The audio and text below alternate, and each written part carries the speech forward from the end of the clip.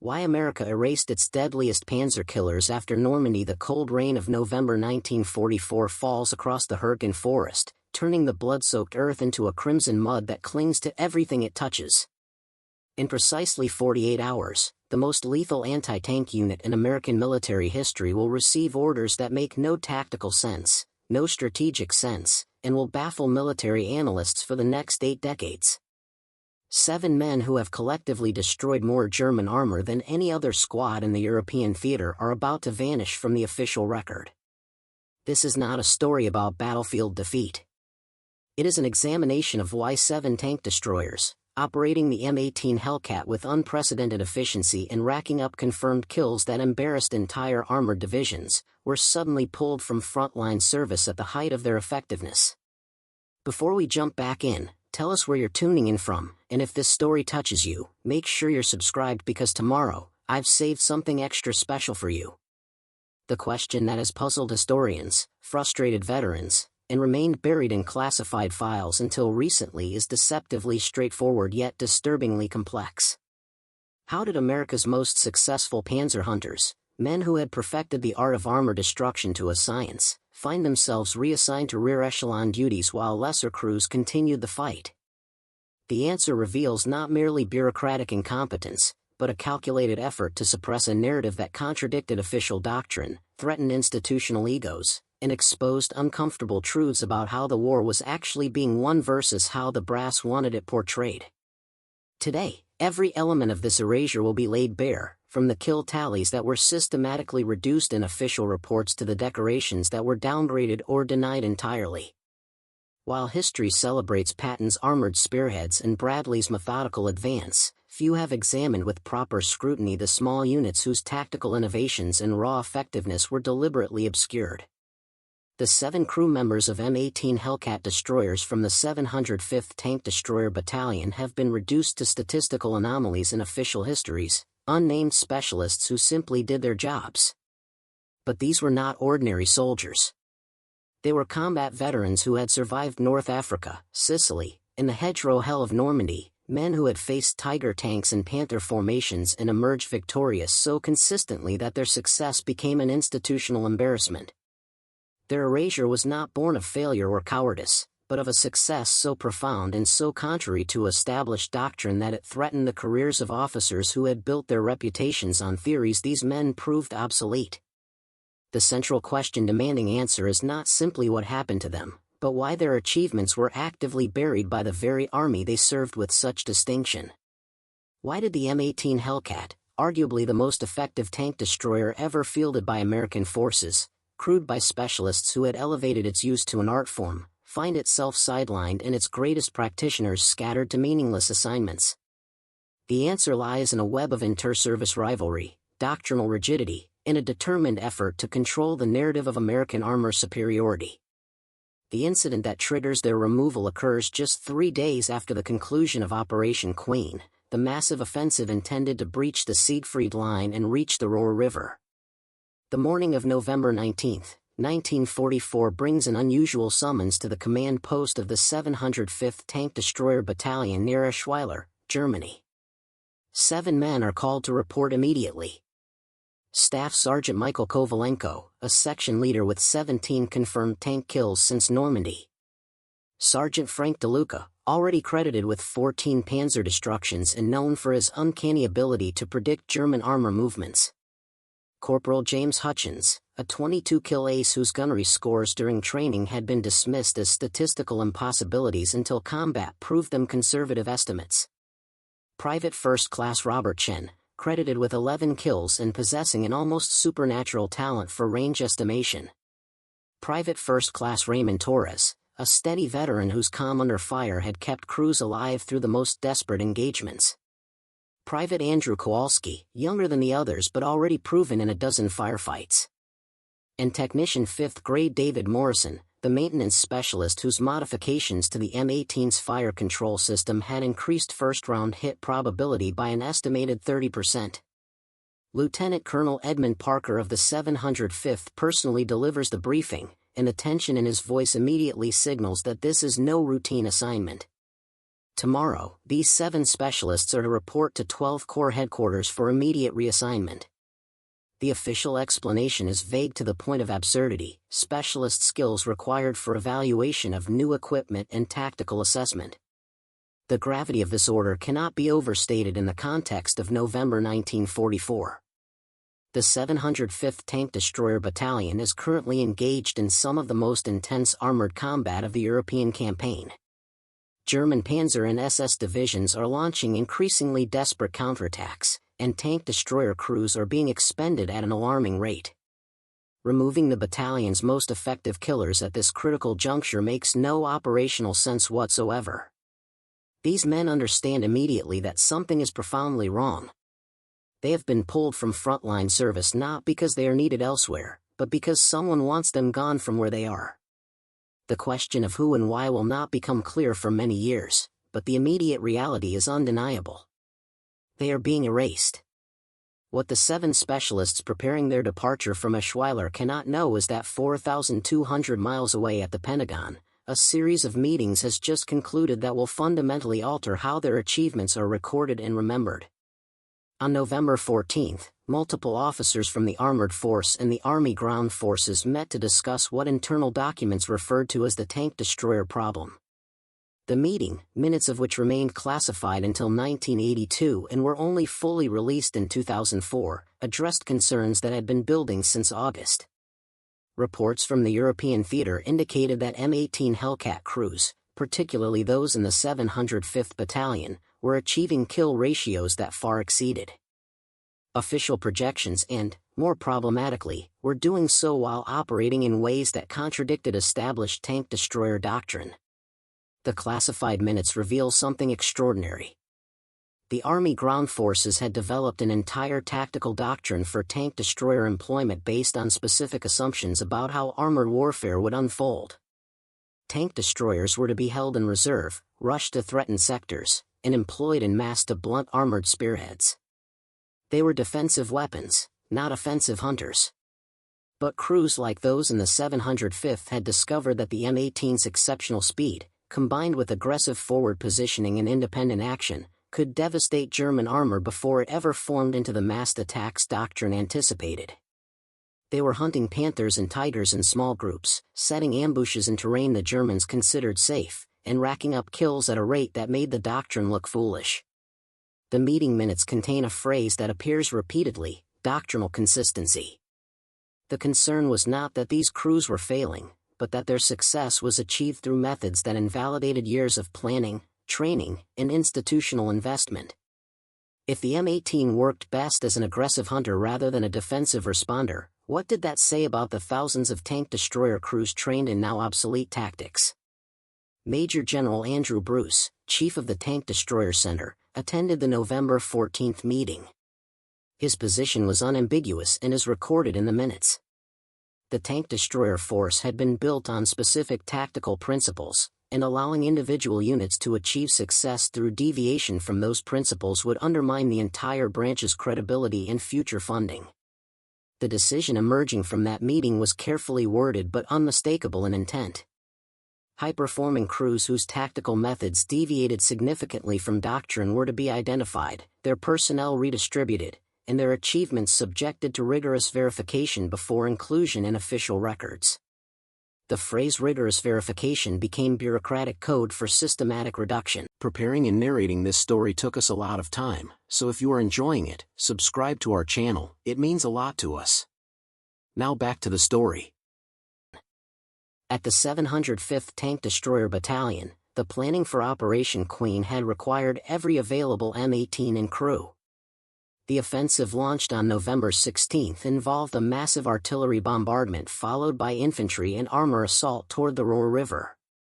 Tank destroyer battalions were attached to infantry divisions to provide mobile anti-tank defense and direct fire support. The 7 specialists who would soon be removed had been instrumental in the 705th's performance during the operation. Their section had been attached to the 104th Infantry Division, providing fire support and engaging German armor near Stahlberg. Official after-action reports, filed before their removal, credit their section with destroying 6 Panzer IV tanks, 3 Stu-G3 assault guns, and 2 Panther tanks during the 4-day operation. But these reports also contain something unusual. Multiple instances where section leaders requested permission to pursue retreating German armor or to advance into what officers considered excessive forward positions. These requests were sometimes approved by sympathetic company commanders who recognized the crew's effectiveness, sometimes denied by officers who insisted on adherence to proper positioning. The tension between tactical effectiveness and doctrinal compliance appears throughout the 705th's records from autumn 1944. Crews that achieved the highest kill counts were almost invariably those that operated most aggressively, pushed furthest forward, and took risks that doctrine explicitly warned against. They were successful because they violated the rules, and that success made the rules look inadequate. The M18 Hellcat these men operated represented American industrial capability at its finest, but also embodied philosophical compromises that would prove prescient. Officially designated the 76mm gun motor carriage M18, the Hellcat was designed around a single overriding principle: speed. Everything else was secondary. The vehicle carried a 76mm M101 gun, the same weapon that equipped the later Sherman variants, but mounted in an open-top turret with minimal armor protection. The hull armor maxed out at 1 inch, barely sufficient to stop small arms fire and absolutely inadequate against any German anti-tank weapon. A Panzerfaust could penetrate it easily. A direct hit from a Panzer IV's 75mm gun would be catastrophic. But what the M18 lacked in protection, it compensated for with breathtaking mobility. Powered by a Continental R975 radial engine producing 400 horsepower, the 19-ton vehicle could reach 55 miles per hour on roads, making it the fastest tracked armored vehicle of the war. It could accelerate, decelerate, and maneuver with an agility that German tank crews found deeply unsettling. The tactical implications of this speed were profound. The M18 could reach firing positions before German armor expected any opposition, fire, and relocate before return fire arrived. It could flank Panthers that were nearly impervious from the front. It could escape situations that would trap heavier vehicles. In the hands of aggressive crews who understood these capabilities, the Hellcat became lethal. The 7 specialists had taken this platform and refined its employment to something approaching perfection. Staff Sergeant Kovalenko had developed what he called the 3-position technique, identifying 3 firing positions before engaging, firing from the first, immediately relocating to the second if the target survived, and keeping the third as an emergency fallback. This method negated the German tactic of suppressing with machine gunfire while maneuvering for a kill shot. Sergeant DeLuca specialized in what would later be called reconnaissance by fire, but executed with such precision that it became predictive ambush. He studied German armor movement patterns, identified likely routes and defensive positions, and positioned his M18 to catch Panthers and Tigers in moments of vulnerability during repositioning. Corporal Hutchins possessed an almost preternatural talent for long-range gunnery.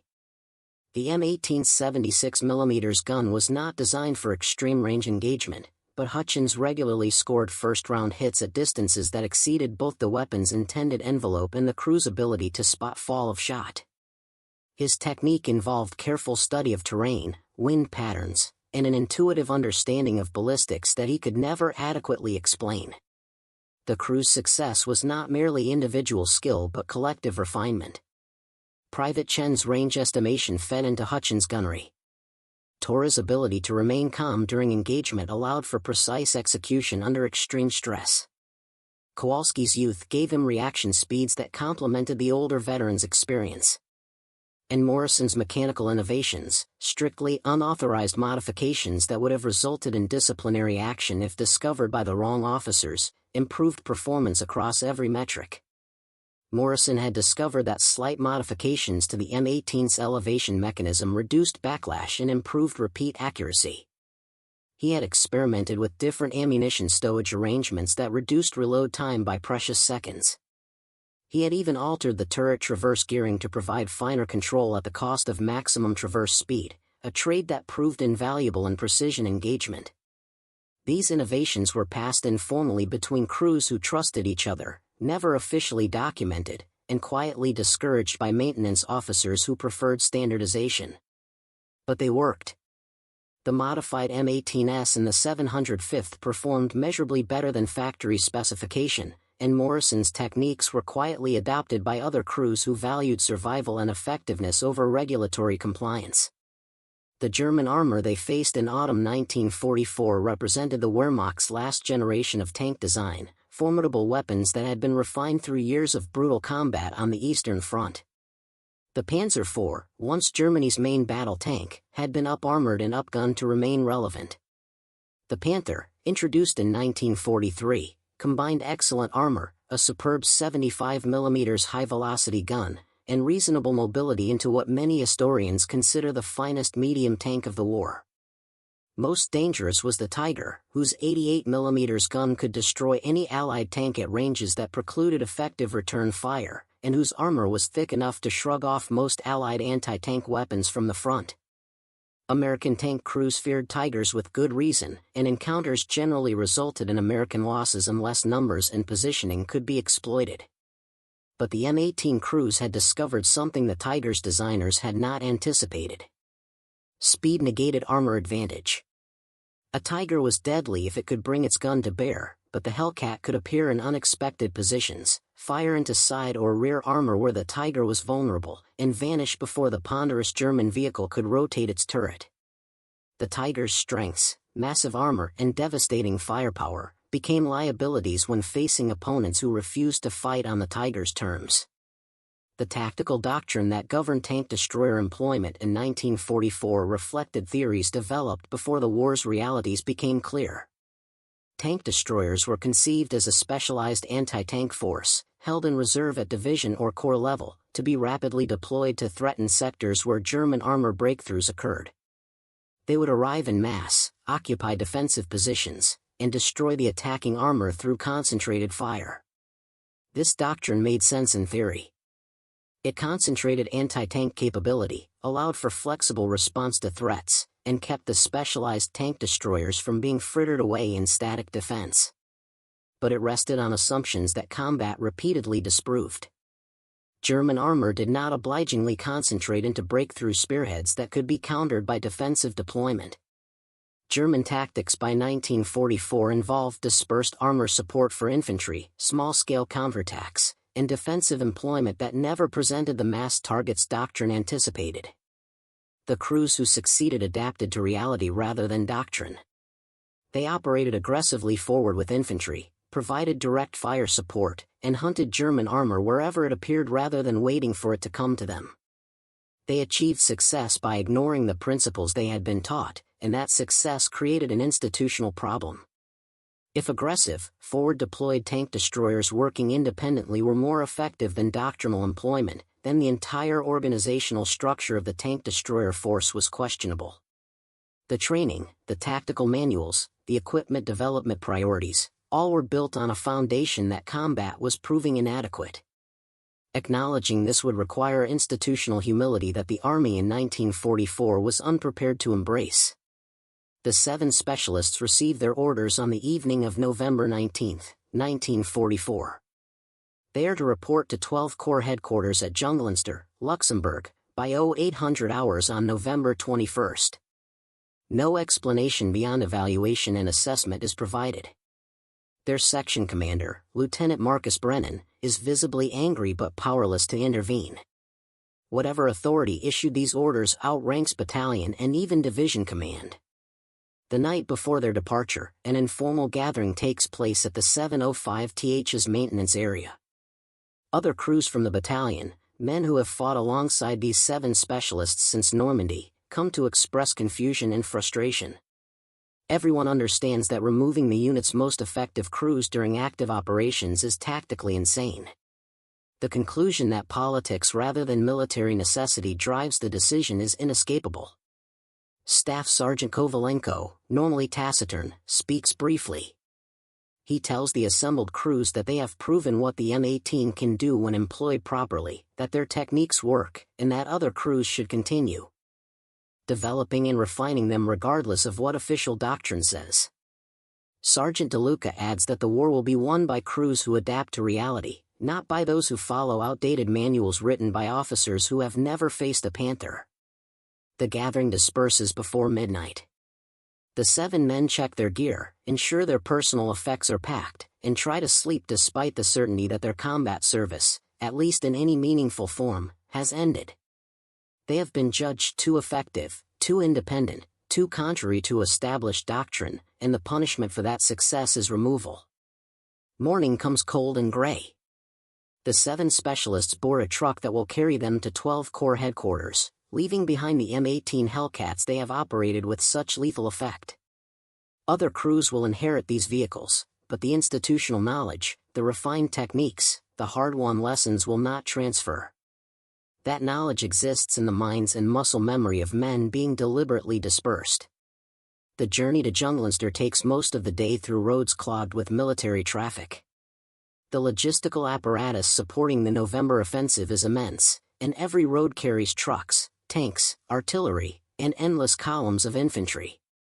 The 7 men sit in silence, watching the war continue without them, understanding that they are being erased not for failure but for success achieved in the wrong way. They arrive at 12 Corps headquarters as darkness falls. The facility is a former Luxembourg estate, now surrounded by tents, vehicles, and the organized chaos of Corps-level command. A staff officer, a major whose name they never learn, meets them with clipboard and perfunctory courtesy. They are billeted in a tent normally reserved for transient personnel, told to report to G3 Operations Section at 0800 the following morning, and dismissed. The evaluation they undergo over the next 3 days is unlike any military assessment they have experienced. They are questioned extensively about their tactics, their positioning decisions, their engagement procedures. The questioning is not hostile, but neither is it supportive. The officers conducting the evaluation seem less interested in learning from their success than in documenting their deviation from standard procedures. Corporal Hutchins is asked repeatedly why he engaged targets at ranges beyond the M101 gun's effective envelope as defined in technical manuals. His attempts to explain that field experience demonstrated greater practical accuracy than laboratory testing are met with skepticism. The clear implication is that his reported kills at extreme range must be either exaggerated or attributable to factors other than his gunnery. Private Morrison is questioned about his mechanical modifications. When he explains the improvements to elevation mechanism and turret traverse, the response is not interest in replicating these enhancements but concern that he had performed unauthorized alterations to military equipment. The fact that these modifications improved combat effectiveness is treated as irrelevant compared to the violation of maintenance protocols. Staff Sergeant Kovalenko faces the most intensive questioning about his 3-position technique and aggressive forward positioning. A lieutenant colonel from the Tank Destroyer Center asks pointed questions clearly designed to establish that Kovalenko's tactics violated doctrinal guidelines for tank destroyer employment. When Kovalenko argues that his techniques were effective and that effectiveness should matter more than doctrinal compliance, the response is a lecture on the importance of standardized procedures in military operations. On the afternoon of the 3rd day, the 7 specialists are informed of their new assignments. Staff Sergeant Kovalenko is being transferred to the Tank Destroyer School at Fort Hood, Texas, as an instructor. He will teach gunnery to new tank destroyer crews, presumably instructing them in the very doctrine his own success contradicted. Sergeant DeLuca receives orders to the 703rd Tank Destroyer Battalion, currently in a quiet sector near Metz, assigned to a headquarters section rather than a line crew. Corporal Hutchins finds himself reassigned to the 808th Tank Destroyer Battalion, but not as a gunner. He will serve in the battalion's reconnaissance platoon, operating light vehicles rather than Hellcats. Private Chin is transferred to 12 Corps headquarters itself, assigned to the motor pool maintaining staff vehicles. Private Torres goes to a replacement depot, where he will process incoming personnel rather than fight. Private Kowalski receives perhaps the most insulting assignment, guard duty at a supply depot in Liege, Belgium. His combat experience and proven effectiveness under fire are to be employed watching over crates of rations and ammunition. Technician Morrison is transferred to an ordnance company responsible for maintaining artillery pieces, his specialized knowledge of M18 systems rendered useless. The pattern is unmistakable. Each man is being sent somewhere his skills and experience are wasted, where he cannot influence combat operations, and where his knowledge of effective tank destroyer employment cannot spread to other crews. They are being neutralized as surely as if they had been killed in action, but instead of dying heroes, they are becoming forgotten clerks and instructors of doctrine they know to be flawed. Before they disperse to their new assignments, Staff Sergeant Kovalenko obtains copies of their service records and after-action reports from a sympathetic clerk at 12 Corps. What he discovers is illuminating and infuriating. The kill tallies in their official records have been systematically reduced through a process called verification review. Kovalenko's 17 confirmed kills are now listed as 9 confirmed, 5 probable, 3 unconfirmed. The methodology for this reduction is documented in marginal notes. Kills claimed when other friendly units were in the area are reclassified as probables because definitive attribution cannot be established. Kills claimed at extreme range are downgraded to unconfirmed because they exceed the weapon system's documented effective range. Kills that were confirmed by ground forces but not by after-action photographs are reduced to probable pending further evidence. Every specialist's record shows similar reductions. Hurtgen's 22 kills become 11 confirmed. DeLuca's 14 become 8. The collective achievement of the section, one of the most impressive records in the tank destroyer force, is quietly cut in half through bureaucratic methodology that makes the reduction seem procedural rather than political. The decorations they had been recommended for suffer similar fate. Kovalenko had been put in for a Silver Star for actions during Operation Queen. The award is downgraded to a Bronze Star, then to an Army Commendation Medal, and finally disappears entirely from his service record. The justification in each case involves insufficient documentation or failure to meet award criteria, but the pattern suggests deliberate suppression.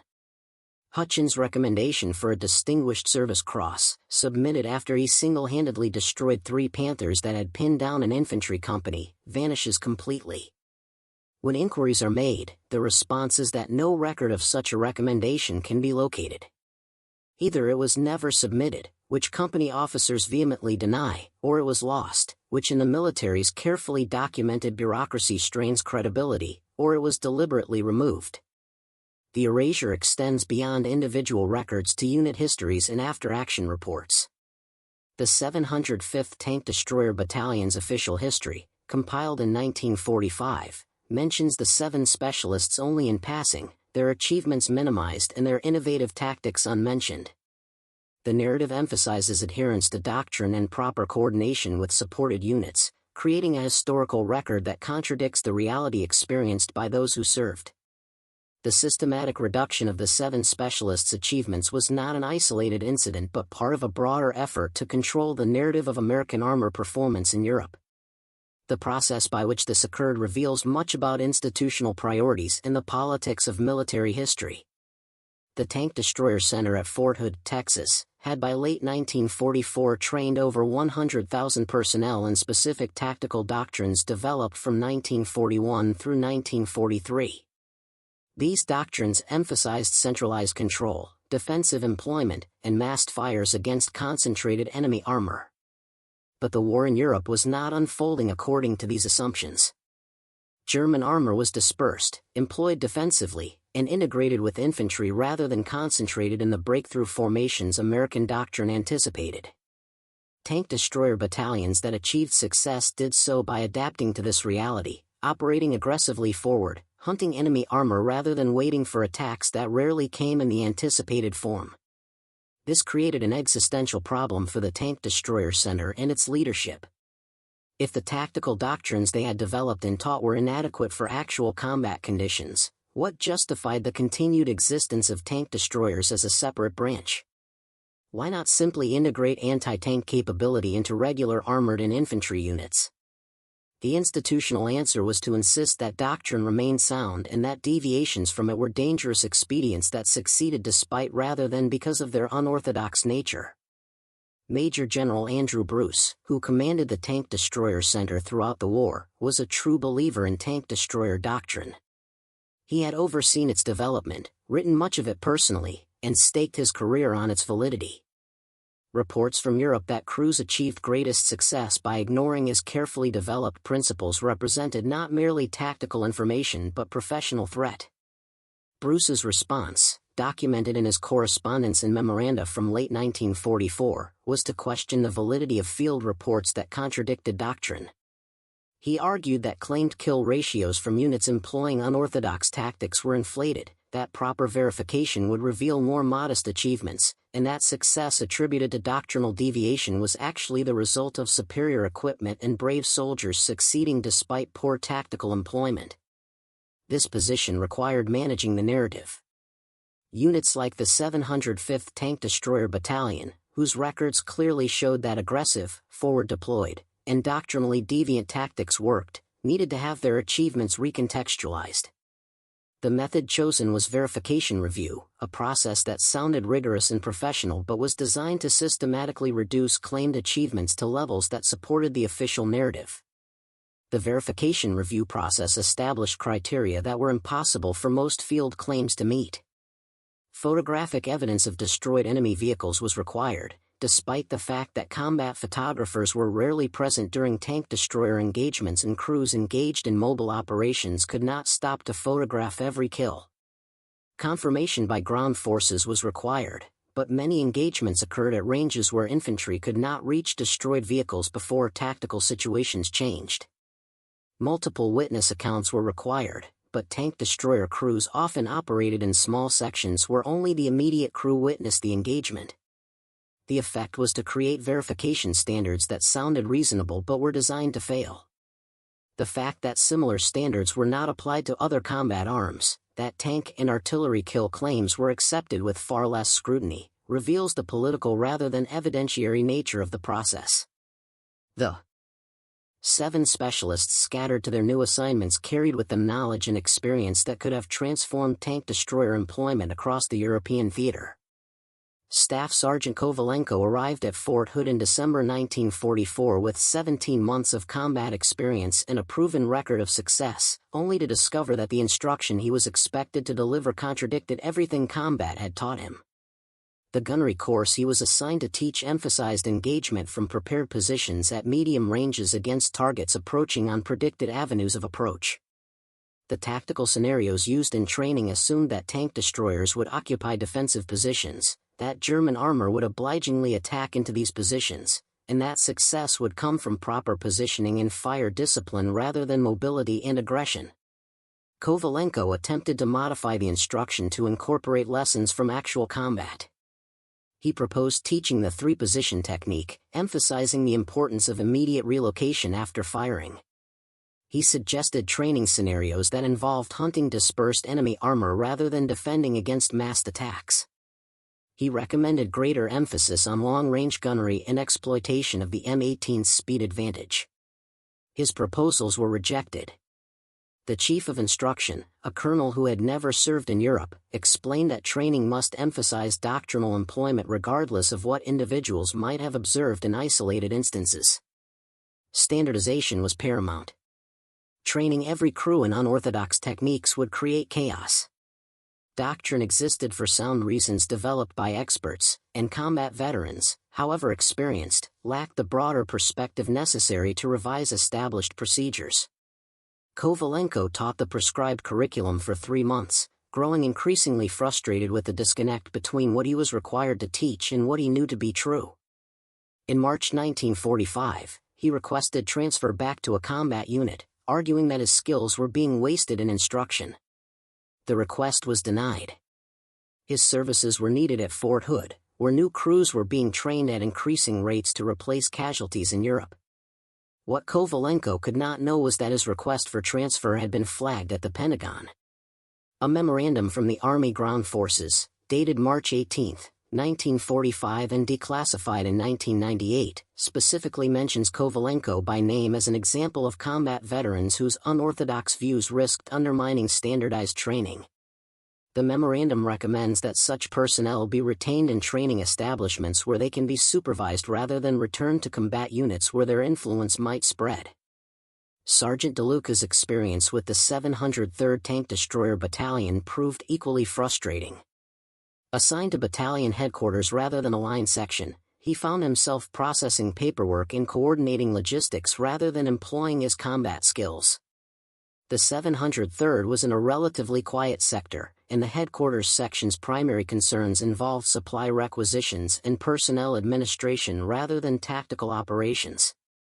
DeLuca's attempts to contribute tactical knowledge to the battalion's operations were politely dismissed. The battalion commander, a lieutenant colonel who had taken command only weeks before, explained that headquarters personnel should focus on their assigned duties rather than operational matters. When DeLuca suggested tactical innovations that had proven effective with the 705th, he was told that every battalion developed its own methods and that what worked for one unit might not be appropriate for another. The subtext was clear. DeLuca's reputation had preceded him, and he was being deliberately excluded from any position where his knowledge might influence operations. He spent the remaining months of the war in Europe processing reports, managing rosters, and performing duties that could have been handled by any competent clerk with no combat experience whatsoever. Corporal Hutchins found reconnaissance platoon service in the 808th Tank Destroyer Battalion to be a fundamental misuse of his capabilities. The reconnaissance platoon operated jeeps and light armored cars, scouting routes and positions for the battalion's M18s but never engaging enemy armor. Hutchins, whose exceptional gunnery had destroyed over 20 German tanks, now spent his days conducting route reconnaissance and reporting terrain conditions. His attempts to transfer to a gun crew were denied. The battalion's operations officer explained that reconnaissance personnel were selected for specific skills and that transfers between specialties were disruptive to unit cohesion. The real reason, which Hutchins eventually learned through informal channels, was that headquarters had been advised that Hutchins employed unorthodox engagement techniques and that allowing him to influence other crews would risk introducing non-standard practices. Private Chen's assignment to 12 Corps Motor Pool was perhaps the most transparent waste of combat expertise. He maintained staff cars and trucks, performing routine mechanical work that required none of the specialized knowledge he had developed operating M18 Hellcats. His understanding of armor tactics, his exceptional range estimation ability, his experience in dozens of combat engagements, all were rendered irrelevant by an assignment that treated him as an untrained replacement rather than a proven specialist. Private Torres at the replacement depot processed incoming personnel, ensuring they had proper documentation and equipment before assignment to combat units. He conducted orientation briefings for replacements heading to frontline service, explaining procedures and policies while carefully avoiding any mention of the tactical realities they would face. His role was administrative support, and any attempt to provide realistic tactical advice based on his own experience was discouraged as inappropriate pessimism that might undermine morale. Private Kowalski's guard duty at the supply depot in Liege represented security theater rather than meaningful military contribution. The depot was well behind the lines, the threat of German raids was minimal to non-existent, and the guard force was larger than necessary. Kowalski walked perimeter patrols, checked identification of personnel entering the facility, and tried not to think about the fact that his combat skills were atrophying while the war continued without him. Technician Morrison's work with an ordnance company maintaining artillery pieces utilized his mechanical aptitude but wasted his specialized knowledge of M18 systems. The artillery pieces he serviced were towed rather than self-propelled, their fire control systems were entirely different from tank destroyer equipment, and the maintenance procedures bore little resemblance to what he had learned through combat experience. His unauthorized modifications that had improved M18 performance were not merely discouraged but actively forbidden in the rigidly standardized world of ordnance maintenance. The dispersal of these 7 specialists achieved its intended purpose. Their knowledge of effective tank destroyer employment was isolated and contained, prevented from spreading to other crews. Their techniques, proven in combat but contrary to doctrine, died with their reassignment. The tactical innovations they had developed through trial, error, and survival were lost to the units that could have benefited from them. But the erasure extended beyond mere reassignment. The official records of the 705th Tank Destroyer Battalion, the after-action reports filed by their company and battalion commanders, and the recommendations for decorations submitted on their behalf all underwent revision during late 1944 and early 1945. Documents were recalled for verification, then returned with changes that minimized achievements and removed claims that could not be substantiated to newly established standards. The process was sufficiently subtle that casual review would not reveal deliberate suppression. The changes appear as routine administrative corrections, properly documented and justified by verification requirements. Only systematic comparison of original field reports with final archived documents reveals the pattern of consistent reduction. Every high-performing crew that employed unorthodox tactics saw their records adjusted downward. Every unit that deviated from doctrine found its achievements subjected to enhanced scrutiny. By war's end in May 1945, the official narrative of tank destroyer operations in Europe emphasized proper doctrinal employment, coordination with supported units, and success achieved through adherence to established principles. The 705th Tank Destroyer Battalion's history mentioned aggressive crews and high kill ratios but attributed success to superior equipment and brave soldiers rather than tactical innovation.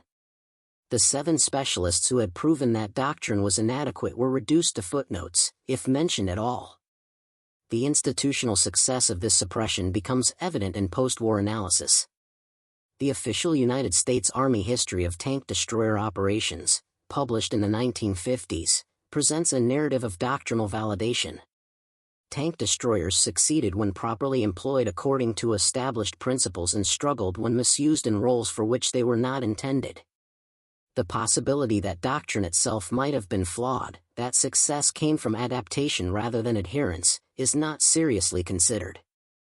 Military analysts and historians writing in the decades after the war largely accepted this official narrative. Tank destroyers were presented as specialized weapons whose development was justified by the threat of massed German armor attacks that never fully materialized. Their eventual integration into regular armored and infantry units was portrayed as recognition that the specialized threat they were designed to counter had not developed as anticipated, rather than acknowledgement that the doctrine governing their employment had been fundamentally flawed. The 7 specialists themselves, scattered to meaningless assignments for the war's duration, received no recognition for their achievements. Staff Sergeant Kovalenko was discharged in November 1945 with an Honorable Service Medal, a Good Conduct Medal, and campaign ribbons, but none of the valor decorations he had been recommended for. His official record listed 9 confirmed tank kills, a respectable total but unremarkable among tank destroyer veterans. Sergeant DeLuca mustered out in December 1945 with similar awards and a record showing 8 confirmed kills. The recommendations for Silver Star and Bronze Star that had been submitted after specific actions in France and Germany were not in his discharge documentation, and inquiries about their status received vague responses about incomplete paperwork and missing verification. Corporal Hutchins returned to civilian life in January 1946 with 11 confirmed kills on his record, half of what company commanders had originally credited him with. His file contained no mention of the Distinguished Service Cross recommendation that his platoon leader swore had been submitted. When Hutchins wrote to the War Department in 1947 requesting clarification, he received a form letter explaining that many wartime recommendations could not be processed due to insufficient documentation and that the matter was considered closed. The other 4 specialists received equally perfunctory discharges with similarly reduced records. Their service was honorable, their conduct satisfactory, their contributions adequate but unremarkable. Nothing in their official files suggested they had been among the most effective tank destroyer crews in the European theater, that their techniques had proven superior to established doctrine, or that they had been deliberately removed from combat for succeeding too well in the wrong way.